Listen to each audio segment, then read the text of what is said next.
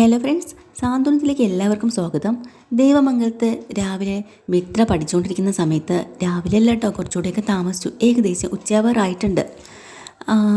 ആ സമയത്ത് ഗോമതി കുറച്ച് ഫുഡൊക്കെ എടുത്ത് മേശപ്പുറത്തോട്ട് കൊണ്ട് വയ്ക്കുകയാണ്. മിത്ര ചോദിക്കുന്നുണ്ട്, അപ്പച്ചി ഇതെന്താ ഉച്ചയ്ക്കുള്ള ഊണൊക്കെ ഇത്ര നേരത്തെ ആക്കിയോ? എടി, ഊണൊന്നും ആയിട്ടില്ല, ഇത് രാവിലത്തെ കാപ്പിയാണ്. പിന്നെ ധർമ്മനും സുകന്യൊക്കെ രാവിലെ വന്നതല്ലേ, അവർ ലേറ്റായിട്ടല്ലേ വന്നവരൊന്നും ഫുഡ് കഴിച്ച് കാണില്ല. ഞാൻ ഓടിപ്പോയി ഒരു പപ്പടം കൂടെ കാച്ചട്ടെ, അപ്പോൾ അവർക്ക് കഴിക്കാനുള്ളതാവുമല്ലോ. എന്നിട്ട് സുകന്യൊക്കെ വിളിക്കാം. അയ്യോ, അതിന് സുകന്യ ചേച്ചി ഇവിടെ ഇല്ലല്ലോ അപ്പച്ചി എന്ന് മിത്ര പറയണം. സുകന്യ ഇല്ലേ ഇവിടെ? എവിടെ പോയി? റൂമിനകത്ത് കാണുമല്ലോ, നീ ചെന്ന് നോക്ക്. ഇല്ലെന്നേ, റൂമിൽ നോക്കാം, നിനക്ക് എങ്ങനെയാടി അറിയാൻ പറ്റുക? ദേ, ഞാനിവിടെ പഠിച്ചുകൊണ്ടിരുന്നപ്പോഴേ എൻ്റെ മുന്നിലൂടെ സുകന്യ ചേച്ചി പുറത്തേക്ക് പോയത്. സുകന്യ എങ്ങോട്ട് പോയി? അത് ഞാൻ ചോദിച്ചില്ല. എങ്ങോട്ടാ പോണേ നിനക്ക് ചോദിച്ചുകൂടായിരുന്നോ? അപ്പോൾ ധർമ്മൻ അങ്ങോട്ട് വരുന്നുണ്ട് കഴിക്കാനുണ്ട്. ആഹാ, ദോശയായിരുന്നോ കഴിക്കാൻ? ചേച്ചി കുറച്ച് പപ്പടം കൂടെ ഉണ്ടെങ്കിൽ സൂപ്പറായിരുന്നു.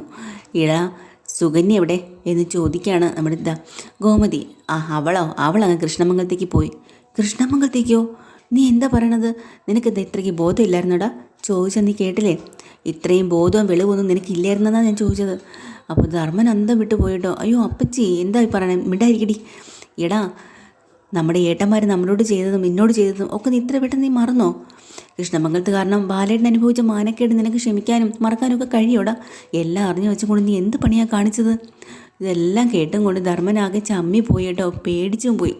ചേച്ചി, ഞാനൊന്ന് പറയട്ടെ? നിർത്തടാ, നീ ഒറ്റ അക്ഷരം മിണ്ടി പോരുത്. നീ പറയുന്നത് കേൾക്കാനല്ല ഞാനിവിടെ നിൽക്കുന്നത്. മീനാക്ഷി അപ്പം അങ്ങോട്ട് വന്നിട്ട്, എന്താ ഇവിടെ? എന്താ അമ്മേ, മാമൻ എന്തിനാ വഴക്ക് പറയണത്? എടി, അമ്മാതിരി പണിയാ ഇവൻ കാണിച്ചു വെച്ചിരിക്കുന്നത്. എന്ത് ചെയ്തു? സുകന്യ ഇവൻ കൃഷ്ണമംഗലത്തേക്ക് പറഞ്ഞയച്ചു എന്ന്. എന്താ മാമ ഈ കാണിച്ചു വെച്ചിരിക്കുന്നത്? എൻ്റെ പൊന്നു ചേച്ചി മീനു, ഞാൻ ആരെയും കൃഷ്ണമംഗലത്തേക്ക് പറഞ്ഞേച്ചില്ല. അവൾക്ക് അമ്മയെ കാണണമെന്നും സംസാരിക്കണമെന്നും അനുഗ്രഹം വാങ്ങണമെന്നൊക്കെ പറഞ്ഞു. അതുകൊണ്ടാണ് അങ്ങോട്ട് പോയത്. ഓ, എൻ്റെ തെറ്റാണെങ്കിൽ ഞാൻ എന്താ ചെയ്യുക? അപ്പോൾ ഉടനെ തന്നെ ഗോമതി പറയടാ, അമ്മയെ കാണാനാണോ പോയത്? അതെ, അമ്മയെ കാണണമെന്ന് പറഞ്ഞാൽ പോയത്. അതുകൊണ്ടല്ലേ ഞാൻ വിട്ടത്. ഇല്ലേ, ഞാൻ വിടുമോ? അത് പിന്നെ നേരത്തെ പറയാൻ എന്താടാ? അതിന് ചേച്ചി എന്തെങ്കിലും പറയാൻ വേണ്ടി എന്നെ അനുവദിച്ചോ? അയ്യോ എടാ, ഒരു കാര്യം നീ ഓർത്തോ? ബാലേട്ടന് ഊണ് കഴിക്കാൻ വരുന്ന സമയമായി. ഇനി കൃഷ്ണമംഗലത്ത് നിന്നും പോയി എന്നറിഞ്ഞാൽ ഇന്നപ്പോൾ ആകെ പ്രശ്നമാക്കും. അയ്യോ എൻ്റെ കൊച്ചാ, ഓടിപ്പോയി വിളിച്ചോണ്ട് വാ. ഇവിടെ ഇങ്ങനെ തണുത്ത് നിൽക്കില്ലേ? ഓടിപ്പോയി സുകന്യെ വിളിച്ചിട്ട് വാ. അങ്ങനെ എല്ലാവരും കൂടെ പറയാട്ടോ. സുകന്യ കൃഷ്ണമംഗലത്ത് പോയ കാര്യം ബാലേട്ടനെങ്ങാനും അറിഞ്ഞാലുണ്ടല്ലോ, ഈ വീടെടുത്ത് തിരിച്ചു വെക്കും. എൻ്റെ ദൈവമേ, നീ ഓടിപ്പോയി വിളിച്ചോണ്ട് വാ, പെട്ടെന്ന് പോവാൻ. അങ്ങനെ നമ്മുടെ ധർമ്മൻ അങ്ങനെ പെട്ടെന്ന് തന്നെ അത് ഓർത്തെടുത്തിട്ട് പോവാണ് കേട്ടോ കൃഷ്ണമംഗലത്തേക്ക്. ഈ സമയത്ത് സുകന്യ അവിടെ ചെന്നിട്ട് ദേവമംഗലത്തുള്ള കുറ്റങ്ങളെല്ലാം പറഞ്ഞ് കേൾപ്പിക്കുകയാണല്ലോ. അല്ല, അമ്മേനും നന്ദിതയും ഒക്കെ പറഞ്ഞുകൊണ്ട് നിൽക്കുകയാണല്ലോ. അപ്പോൾ അമ്മ ചോദിക്കുന്നുണ്ട്, എടി അവിടെയുള്ളവരൊക്കെ സ്നേഹമല്ലേ, സ്നേഹത്തോടെയല്ലേ നിന്നെ പെരുമാറുന്നതൊക്കെ ചോദിക്കുമ്പോൾ സുകന്യ പറയാം, സ്നേഹം എന്ത് സ്നേഹം കാണിക്കുന്ന അവളെ കൊടുത്ത്. അവിടെ ഒരുത്തി ഇപ്പോൾ ഗർഭിണിയായി ഇരിപ്പുണ്ടല്ലോ ദേവി, അവളെ എടുത്ത് തലേ ചുമന്നവരാ നടക്കുന്നത്. ലോകത്ത് ആരും ഗർഭിണിയായിട്ടില്ല, അവൾ ആദ്യമായിട്ട് ഗർഭിണിയായിരിക്കുന്നത്. അതുപോലെ അവിടെ കാട്ടിക്കൂട്ടുന്നത് എന്തൊക്കെ കോപ്രായങ്ങളാന്തോ. ഓ, എനിക്കങ്ങ് വയ്യ ഇതൊന്നും കണ്ടോണ്ട് നിൽക്കാൻ. പിന്നെ രാജശ്രീ ചേച്ചി, ഞാൻ വന്നത് മെയിനായിട്ട് വന്നത് എന്തിനാണെന്നറിയോ? കുറച്ച് തണുപ്പ് കിട്ടാൻ വേണ്ടിയിട്ടാണ്. ചൂടെടുത്ത് ഞാൻ മരിക്കും. വാ, നമുക്ക് ബെഡ്റൂമിലേക്ക് പോവാം എന്ന് പറയാം. അങ്ങനെ രാജശ്രീ സുകന്യെ വിളിച്ച് സ്വന്തം ബെഡ്റൂമിലേക്ക് പോയിരിക്കുകയാണ് കേട്ടോ. എന്നിട്ട് രാജശ്രീക്ക് ആണെങ്കിൽ അങ്ങ് കാര്യങ്ങൾ കേട്ടോളാൻ വയ്യ, അവിടുത്തെ കാര്യങ്ങൾ. എന്നിട്ട് പറയാം, നീ പറ, അവിടെ എന്തൊക്കെയാണ് വിശേഷങ്ങൾ പറ. പിന്നെ ചേച്ചി, ഞാനൊന്ന് തണുക്കട്ടെ. അത് കുഴപ്പമില്ല, നീ വിശേഷങ്ങളൊക്കെ പറ. വർത്തമാനം പറയുന്നതിനിടയ്ക്ക് അതൊക്കെ അങ്ങ് തണുത്തോളും. പിന്നെ ഇതേ സുകന്യെ, നിൻ്റെ ബുദ്ധിമുട്ടുകളെല്ലാം എനിക്ക് മനസ്സിലാവും. പക്ഷെ അമ്മ അടുത്ത് നിൽക്കുമ്പോഴേ എല്ലാം വെട്ടിത്തുറന്നങ്ങ് പറയല്ലേ. ഓ ചേച്ചി, അടുത്ത് നിൽക്കുന്നത് അമ്മയായാലും അച്ഛനായാലും ശരി, ഞാൻ പറയുന്നതെല്ലാം പറയും. പക്ഷെ ഒരു കാര്യം ഓർത്തോ, ഈ ധർമ്മനെ അമ്മയുടെ മകനാ, ഗോമതിയാണെങ്കിലും മകളുമാണ്. അപ്പോൾ അവരെയൊക്കെ കൊച്ചാക്കി സംസാരിക്കണം ചിലപ്പോൾ അമ്മയ്ക്ക് ഇഷ്ടപ്പെടില്ല. പിന്നെ ഞാൻ സംസാരിക്കുന്നത് എൻ്റെ ഇഷ്ടത്തിനാണ്. കുറ്റങ്ങളും കുറവുകളും പറയുമ്പോൾ ആരടുത്ത് നിൽക്കുന്നു, ആരെ നോക്കണം എന്നൊന്നും നോക്കേണ്ട യാതൊരു ആവശ്യവും എനിക്കില്ല. അപ്പോൾ രാജശ്രീ പറയാം, ശരി, ദേവമംഗലത്ത് കുറ്റമുണ്ട്, കുറവുണ്ട്. പക്ഷേ ഞാൻ നിന്നോടൊരു കാര്യം ചോദിക്കട്ടെ? നിനക്ക് കുറവുകളൊന്നും ഇല്ലേ സുകന്യ? എനിക്കെന്താ കുറവ്? എനിക്ക് ഒരു കുറവില്ല. നീ മുമ്പൊരു വിവാഹം കഴിച്ചിട്ടുള്ളതല്ലേ, അതൊരു കുറവ് തന്നെയല്ലേ എന്ന്. അപ്പോൾ ഞെട്ടിക്കുന്ന സത്യം രാജശ്രീ പറയാണ് കേട്ടോ. അപ്പോൾ സുകന്യ ആദ്യം ഒന്ന് വിരളാണ്. എന്നിട്ട് വീണ്ടും ചോദിക്കുന്നു, എടി ധർമ്മനെ കല്യാണം കഴിച്ചതിന് രണ്ടാം വിവാഹമല്ലേ നിൻ്റെ? അത് ദേവമംഗലംകാരെ അറിഞ്ഞാലോ, ധർമ്മൻ അറിഞ്ഞാലോ, തീർന്നില്ലേ എല്ലാം? അത് നീ ചിന്തിച്ച് നോക്കിയിട്ടുണ്ടോ? ഒരു വിരൽ നീ ദേവമംഗലത്തേക്ക് ചൂടുമ്പോൾ ബാക്കി വിരലെല്ലാം നിൻ്റെ ദേഹത്തേക്കാണ് തിരിയുന്നത്. ഓ, എന്നാൽ പിന്നെ എന്തിനാണ് എന്നെ അവിടെ കല്യാണം കഴിപ്പിച്ച് അയച്ചത്? അതൊക്കെ ഞങ്ങൾ പറയാം. അതെന്തിനാണെന്നറിയോ? ഞങ്ങളുടെ ചില ആവശ്യങ്ങൾ നടത്തിയെടുക്കാൻ വേണ്ടിയിട്ടാണ്. നിനക്ക് ഒരു വിവാഹമാവും, പിന്നെ നമുക്ക് ദൈവമംഗലത്തിൽ ഒരാളും ആവും. പരസ്പരം ഒരു ധാരണയിൽ പോയാലേ നമുക്ക് രണ്ട് കൂട്ടർക്കും സാധിച്ചെടുക്കേണ്ടതെല്ലാം സാധിച്ചെടുക്കാം. ചേച്ചി നൈസായിട്ട് നിങ്ങളെന്നെ ഭീഷണിപ്പെടുത്തുവാണോ? എന്നാൽ പിന്നെ പറ, ഞാൻ കാണിച്ചു തരാം എങ്ങനെ ഭീഷണിപ്പെടുത്തണമെന്ന്. അയ്യോ അല്ല, ഞാൻ ഭീഷണിയൊന്നും അല്ല, നീ ഒന്ന് സമാധാനപ്പെട്. നമുക്ക് രണ്ട് കൂട്ടർക്കും നല്ല രീതിയിൽ പോകണം, അത്രയും ഞാൻ ഉദ്ദേശിച്ചുള്ളൂ. ചേച്ചി മര്യാദയ്ക്കാണെങ്കിൽ മര്യാദയ്ക്ക്, പേടിപ്പിച്ച് കളയാന്ന് വെച്ചാലേ അതങ്ങ് കയ്യിലിരിക്കത്തേ ഉള്ളൂ. എന്നെ ആരും പേടിപ്പിക്കേണ്ട കാര്യമൊന്നുമില്ല എന്നിങ്ങനെ സുകന്യ പറയാം. അയ്യോ എൻ്റെ പൊന്നുമോളെ, നീ ഒന്ന് അടങ്ങ്. ഇനി ചേച്ചി പറ, ദേവമംഗലത്ത് ആദ്യം ഏത് കാര്യമാണ് സാധിച്ചു തരേണ്ടത് പറ. ഞാൻ പറഞ്ഞില്ലേ അനീശ്വരിയുടെയും അലോകിൻ്റെയും കാര്യം. നീ അവരുടെ ഇടയിൽ ഒരു പാലമായിട്ട് നിൽക്കണം, എന്നിട്ട് അവരെ ഒന്നിപ്പിക്കാനുള്ള വഴികൾ നീ കണ്ടെത്തണം. ഓ അത് ശരി, അപ്പോൾ അതിനായിരുന്നല്ലേ എന്നെ ഇങ്ങോട്ട് കൊണ്ടുവന്നത്? ഞാനൊന്നും പറയുന്നില്ല എന്ന് സുകന്യക്ക് ദേഷ്യം വരികയാണ് കേട്ടോ. എടി, രണ്ട് നമ്മുടെ പിള്ളേരല്ലേ, അനുശ്രീ നമുക്ക് ഇവിടെ കൊണ്ടുവരണം, ഇവിടുത്തെ ആളാക്കണം. പിന്നെ അതുകൊണ്ട് നമുക്ക് ദേവമംഗലം നമ്മൾ വരച്ച വരയിൽ ദേവമംഗലം നിൽക്കും. അനുശ്രീക്ക് ഇങ്ങോട്ട് അലോകന് ഇഷ്ടമുണ്ടോ? ഇഷ്ടമാണ്. അവൾ ഏത് നിമിഷവും കല്യാണത്തിന് റെഡിയാണ്. പക്ഷേ വീട്ടിലെ അനുവാദത്തോടെ കെട്ടുള്ളൂന്ന അവളുടെ വാശി. ഓ എടി, അതിനാണ് നിൻ്റെ ഒരു സഹായം വേണ്ടത്. അപ്പോൾ എൻ്റെ സഹായ സഹകരണങ്ങളൊക്കെ വേണം അല്ലേ? പക്ഷേ സഹായ സഹകരണങ്ങളൊക്കെ ഇങ്ങോട്ട് വേണം. അവിടെ നടക്കുന്ന നിൻ്റെ ഓരോ കാര്യങ്ങളും ഞാൻ എപ്പോഴും നിനക്ക് കൂട്ടായിട്ട് കാണും. സത്യമാണോ? സത്യം തന്നെയാണ്. അനുശ്രീ ഇങ്ങോട്ട് വന്നാലേ ദേവമംഗലം വീഴും, അത് ഉറപ്പാണ്. പിന്നെ അനുശ്രീ വെച്ച് നമ്മളൊരു കളി കളിക്കും. ശരി, സമ്മതിച്ചു. പിന്നൊരു കാര്യം, ഞാൻ മുമ്പ് കല്യാണം കഴിച്ചിട്ട കാര്യം എന്നെപ്പോലെ എന്നെ ഓർമ്മിപ്പിച്ചിരിക്കരുത്, മനസ്സിലായല്ലോ? അപ്പോഴാണ് ധർമ്മ അങ്ങോട്ട് കയറി വരുന്നത് കേട്ടോ. ധർമ്മൻ സുകന്യെന്ന് വിളിക്കുകയാണ്. അപ്പോൾ അയ്യോ ചേച്ചി, ഞാൻ പറഞ്ഞ കാര്യങ്ങളൊക്കെ ധർമ്മേട്ടനെല്ലാം കേട്ടു എന്നാണ് തോന്നുന്നത്. എടി, നീ ഇങ്ങനെയാണെന്ന് ഞാൻ അറിഞ്ഞില്ല. അപ്പോൾ രാജശ്രീ പെട്ടെന്ന് പറയാണ്, അല്ല ധർമ്മ, അവളൊരു തമാശ പറഞ്ഞതല്ലേ, ഇതാണോ തമാശ? അപ്പോൾ ഇവർ പേടിച്ച് പോയിട്ടോ, ഇവർ പറയുന്നത് കേട്ടു എന്ന് പറഞ്ഞ് ആരോടും പറയാതെ ഇങ്ങോട്ട് വന്നതേ തമാശയായിട്ട് എനിക്ക് തോന്നില്ല എന്ന് പറയുമ്പോൾ സമാധാനമായി. എന്നിട്ട് പറയാം, സുകനെ നീ ഇങ്ങോട്ട് ഇറങ്ങി വാ, അളിയൻ ഭക്ഷണം കഴിക്കാൻ വരാറേ, നീ ഇങ്ങോട്ട് വന്നെന്ന് പറഞ്ഞാൽ വലിയ ബഹളമായി. ഇത് കണ്ടോ, ദേഹത്ത് കണ്ടോ, നല്ല തണുപ്പ്, കുറച്ച് കൂളിങ്ങൊക്കെ കടിക്കാം, ഇവിടെ ഇരിക്കുക, കുറച്ച് വാദനമൊക്കെ പറഞ്ഞ് നമുക്കിവിടെ ഇരിക്കാം. എൻ്റെ ഏട്ടത്തി, അളിയൻ്റെ സ്വഭാവം അറിയാലോ, ഒന്ന് ഇവൾക്ക് പറഞ്ഞു കൊടുക്കുക.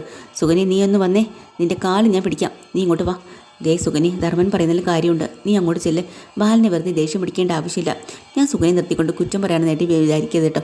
കാര്യമായിട്ട് ഇവളെ ഒന്ന് ഉപദേശിച്ചേ പറ്റുള്ളൂ. ഇവളുടെ കണ്ണിൽ ദൈവമകത്തുള്ള എല്ലാവർക്കും കുറ്റം മാത്രമേ ഉള്ളൂ. ഞാനിത് പറഞ്ഞിട്ടുണ്ട്. പിന്നെ ഇവളെല്ലാവരും ഒന്ന് പരിചയപ്പെട്ട് വരുന്നതല്ലേ ഉള്ളൂ. ചെല്ലും.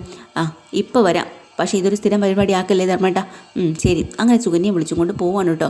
പുറത്തിറങ്ങി നിന്ന് വീണ്ടും ഇവരിങ്ങനെ സംസാരിക്കുകയാണ്. സുകന്യ പോവാൻ ഭയങ്കര മടിയാണ്. 3 പേരോട് സംസാരിക്കുമ്പോൾ ധർമ്മം പറയുന്നുണ്ട്, അതെ ഈ സുകന്യെ, ഇത് നിൻ്റെയും കൂടെ വീടല്ലേ, അപ്പോൾ നിനക്ക് എപ്പോഴാണ് നിനക്ക് തണുപ്പ് കൊള്ളണമെന്നൊക്കെ വിചാരിക്കുമ്പോൾ നിനക്ക് ഇങ്ങോട്ട് വരാം. അപ്പോഴത്തേക്കിനും ധർമ്മൻ അങ്ങ് ടെൻഷനായി. നമുക്ക് പോവാം അപ്പുറത്ത്, ഇപ്പം തന്നെ അളിയൻ വരും, അളിയൻ പറഞ്ഞിട്ടുണ്ടെങ്കിൽ അപ്പുറത്തേക്ക് പോകണം, ഇല്ലെങ്കിൽ ഇനി പ്രശ്നമാവും. ഇതെന്തൊരു കഷ്ടം ഈശ്വര, നിങ്ങളുടെ അളിയനെ പേടിച്ച് എനിക്കിവിടെ ജീവിക്കാൻ പറ്റുമോ എന്നിങ്ങനെ സുകന്യ ചോദിക്കണം. എടി വരാൻ. ഇതിനിടയ്ക്ക് ബാലൻ വരുവാണ്. വണ്ടിയും വെച്ചിട്ട് അകത്തേക്ക് കയറുമ്പോൾ തന്നെ ഇവർ 3 പേരും കൂടെ അവിടെ നിന്ന് സംസാരിക്കും. ബാലനാണെങ്കിൽ കൊല്ലാനുള്ള ദേഷ്യമുണ്ട് കേട്ടോ ധർമ്മൻ. എന്നാലും തിരിച്ചവിടെ പോയല്ലോ ഭാര്യയും കൂട്ടിക്കൊണ്ട്. ഇത്രയൊക്കെ സംഭവിച്ചിട്ടും ആ ദേഷ്യത്തോടു കൂടി നേരെ അകത്തേക്ക് കയറി വരുവാണ്. ഇവിടെ നമ്മൾ ദേവിക്ക് ഗോമതി എന്തൊക്കെയോ ഫ്രൂട്ട്സുകൾ അരിഞ്ഞ് വായിൽ വെച്ച് കൊടുക്കുമ്പോൾ മിത്ര ഓടി വന്ന് അത് വാ കാണിക്കുന്നുണ്ട്. മിത്രയ്ക്ക് കൊടുക്കണില്ല, ദേവിക്ക് കൊടുക്കുമ്പോൾ മിത്ര പിണങ്ങി അവിടെ ഇരിക്കുകയാണ്. ദേവി പറയണേ, എന്താ അമ്മ അങ്ങനെ കാണിച്ചത്, അവളൂടെ കഴിച്ചോട്ടെ, നിനക്ക് ഞാൻ തരാം എന്ന് പറഞ്ഞ് ദേവി മിത്രയ്ക്ക് എടുത്ത് കൊടുക്കാട്ടോ. അങ്ങനെ അവരങ്ങനെ സന്തോഷിച്ചുകൊണ്ടിരിക്കുന്ന സമയത്ത് ബാലൻ കയറി വന്ന പാടി ചോദിക്കുന്നുണ്ട്, ഗോമതി ധർമ്മൻ എവിടെയാണ്? പെട്ടെന്ന് ഗോമതി പറയുന്നുണ്ട്, ധർമ്മൻ ഇവിടെ എങ്ങോട്ട് കാണുമല്ലോ എന്ന് പറയുന്നുണ്ട്. അത് ശരി. ഇതിനിടയ്ക്ക് അങ്ങോട്ട് ധർമ്മൻ ഓടി വരിക കേട്ടോ, പേടിച്ചിട്ട്. പെട്ടെന്ന് അകത്തേക്ക് കയറണമല്ലോ. അപ്പോഴാണ് അളിയൻ ഇവിടെ നിൽക്കുന്നത് കാണുകയും ചെയ്യാണ്. പിന്നെ ആകെ ടെൻഷനായിപ്പോയി. അപ്പം ഉടനെ തന്നെ നിങ്ങൾ പുറത്ത് പോരുന്നോ എന്നിങ്ങനെ ചോദിക്കാണ്ട് ബാലൻ. അപ്പോൾ എന്തെങ്കിലും ഒരു തട്ടമുട്ട പറയണമെന്ന് വാതുറക്കുകയാണ് നമ്മുടെ ധർമ്മൻ. അപ്പോൾ തന്നെ ഈ സുകന്യ പറഞ്ഞു കൊടുക്കുകയാണ്, ഞങ്ങളെ കൃഷ്ണമംഗലത്തേക്ക് പോയതാ. അയ്യോ, അങ്ങനെ എല്ലാവരും അങ്ങ് പേടിച്ച് ആടി എണീക്കാൻ തുടങ്ങി. ബാലട്ടാ, ഇവിടെ ഇരുന്ന് ബോറടിച്ചപ്പോൾ ഞാൻ അപ്പുറത്തേക്ക് പോയി. അപ്പോൾ ബാലൻ ചോദിക്കുന്നുണ്ട്, ധർമ്മ ഇവിടെ ബോറടിയാണെങ്കിൽ പിന്നെ നിങ്ങളെന്തിനാ ഇങ്ങോട്ട് തിരിച്ച് വന്നത്? അവിടെ സ്ഥിരമായിട്ട് നിനക്ക് താമസിച്ചുകൂടായിരുന്നോ? അപ്പം സുകന്യക്ക് ദേഷ്യമായി കേട്ടോ. അപ്പോൾ അവിടെ നിന്നും കൊണ്ട് ഗോമതി പറയാണ്ട്, പോട്ട് ബാലേട്ടാ, ഇതൊക്കെ ഞങ്ങൾ പറഞ്ഞു കൊടുത്തോളാം. അവിടുത്തെ കാര്യങ്ങൾ നമ്മൾ പറഞ്ഞു കൊടുത്തിട്ട് വേണോ ഇവന് മനസ്സിലാവാനായിട്ട്? എടാ, നിന്നോട് കാണിച്ചു കൂട്ടിയതൊക്കെ മറന്നുപോയോ? എന്നോട് അവരെന്തൊക്കെയാണ് കാണിച്ചത്? ഇതെല്ലാം നീ ഇത്ര പെട്ടെന്ന് മറന്നുപോയോ? ഇടാ നമ്മുടെ ജീവിക്ക് സമ്മതിച്ചിട്ടുണ്ടോ? നിൻ്റെ എത്ര കല്യാണങ്ങളാണ് മുടക്കിയത്? ഈ കല്യാണം മുടക്കിയില്ലേ? അതിൻ്റെ കഥയൊക്കെ നിനക്കറിയാലോ അല്ലേ? അപ്പോൾ ഇതെല്ലാം സുകന്യ കേട്ടോണ്ട് നിൽക്കേണ്ട. സുകന്യക്ക് അങ്ങോട്ട് ദേഷ്യം വന്നു. അല്ലെങ്കിലും കണ്ടാലറിയാത്തവൻ കൊണ്ടല്ല പഠിക്കുന്നതാണ്, നീയൊക്കെ കൊണ്ടിട്ടും പഠിക്കുന്നില്ലല്ലോ എന്ന് പറഞ്ഞ് ധർമ്മനെ അങ്ങ് ശരിക്കും വഴി കൊടുക്കുന്നുണ്ടോ? ഈ വീട്ടിൽ ജീവിക്കുമ്പോൾ ഈ വീട്ടിലെ കാര്യങ്ങളും ഒക്കെ അനുസരിച്ച് വേണം ഓരോരുത്തരും ജീവിച്ച് മുന്നോട്ട് പോകാൻ.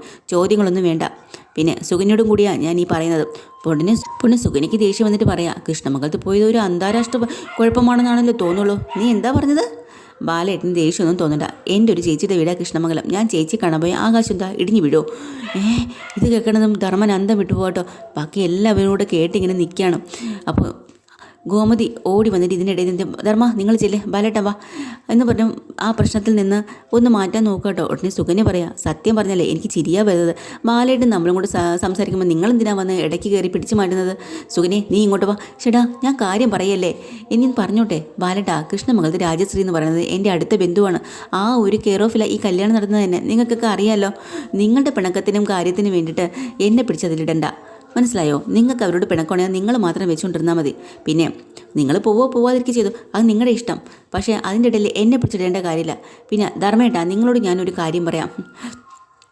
ധർമ്മേട്ടന് ആ വീടുമായിട്ട് എന്താ ബന്ധമില്ലേ? സ്വന്തം അമ്മയാണ്, മനസ്സിലായല്ലോ. സ്വന്തം സഹോദരങ്ങളാണ്, രക്തബന്ധമാണുള്ളത്. ബാലേട്ടന് അവരുമായിട്ട് യാതൊരു ബന്ധവുമില്ല. അതുകൊണ്ട് അയാൾ ഇങ്ങനെ നിൽക്കുന്നത്, മനസ്സിലായോ? പക്ഷേ അതുകൊണ്ട് ബാലേട്ടന് പിണങ്ങാം, സംസാരിക്കാം, എങ്ങനെ വേണമെങ്കിലും ഇരിക്കാം. പക്ഷേ ധർമ്മേട്ടന് അത് പറ്റത്തില്ല, മനസ്സിലായോ? രക്തബന്ധമാണുള്ളത്, അത് ഓർത്തോളണം എന്ന് പറയുമ്പോൾ ബാലിനെ അന്തം വിട്ട് പോവാണ് കേട്ടോ. എന്നിട്ട് ധർമ്മേട്ടൻ അവരെ കാണാൻ പോകുന്നത് എങ്ങനെ തെറ്റാവും? അതുകൊണ്ട് ആരും വിലക്കേണ്ട ആവശ്യമൊന്നുമില്ല. പിന്നെ നിങ്ങൾ തമ്മിലുള്ള വഴക്കിലെ മറ്റുള്ളവരും കക്ഷി ചേരണമെന്ന് പറഞ്ഞാൽ വലിയ കഷ്ടമാണല്ലോ. ബാലിനൊരു അക്ഷരം മിണ്ടാൻ പറ്റുന്നില്ല കേട്ടോ. എല്ലാവരും അന്തം വിട്ട് നിൽക്കുക. പിന്നെ ബാലേട്ടൻ ഇപ്പം എന്താ പറഞ്ഞത്? കല്യാണം മുടക്കിയെന്നല്ലേ അവരെ കല്യാണം മുടക്കിയതുകൊണ്ടാണ് ഇപ്പം എന്നെപ്പോലെ ഒരുത്തി കിട്ടിയത്. സുന്ദരിയും സുശീലയും ഒക്കെ ആയ എന്നെ ഇല്ലെങ്കിൽ കാണാമായിരുന്നു. എടി നിർത്താൻ എന്ന് ധർമ്മം പറയാം. ഇല്ല നിർത്തില്ല, ഞാൻ എല്ലാം പറഞ്ഞില്ല, ബാക്കിയും കൂടെ പറയണം. പിന്നെ ഞാൻ പറഞ്ഞത് എന്തെങ്കിലും സത്യമല്ലേ? പറഞ്ഞതിൽ സത്യമല്ലാത്ത എന്തെങ്കിലും ഉണ്ടോ? നിങ്ങൾ പറ, ഞാൻ തിരുത്താം. ഇങ്ങോട്ട് സോഫ്റ്റായിട്ട് സംസാരിച്ചാൽ അങ്ങോട്ട് സോഫ്റ്റ്, ഇങ്ങോട്ട് ചൂടായിട്ടാണെങ്കിൽ അങ്ങോട്ടും അങ്ങനെ തന്നെ സംസാരിക്കത്തുള്ളൂ എന്നും പറഞ്ഞിട്ട് സുകന്യ ഒരു ഒറ്റ പോക്കങ്ങോട്ട് പോകുന്നുണ്ട്. വീട്ടിലുള്ള എല്ലാവരും കൂടെ അന്തം വിട്ട് നിൽക്കുകയാണ്. ധർമ്മനാണെങ്കിൽ എന്ത് ചെയ്യണം പറഞ്ഞൂടാ.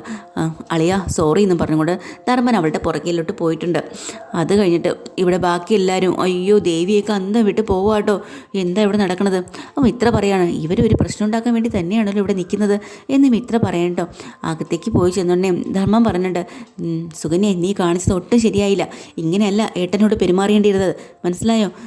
ഏട്ടനെ വെറും ഒരു ഏട്ടനല്ല എനിക്ക്. അളിയനെന്ന് പറയുന്നത് ഒരു അളിയൻ മാത്രമല്ല, അളിയനെന്ന് പറയുന്നത് എനിക്ക് അച്ഛൻ്റെ സ്ഥാനമാണ്.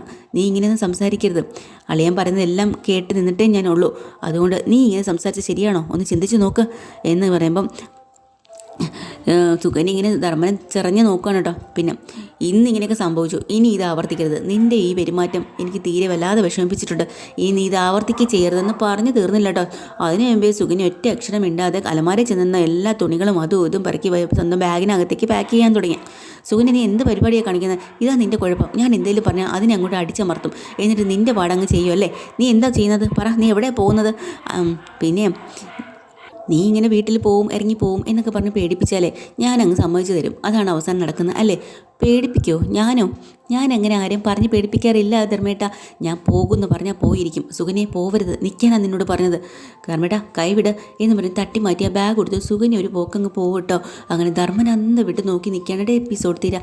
ഡീറ്റെയിൽഡ് എപ്പിസോഡുമായി വീണ്ടും വരാം. ചാനൽ ഇഷ്ടമായി ലൈക്ക് ചെയ്യുക, സബ്സ്ക്രൈബ് ചെയ്യുക. Thank you.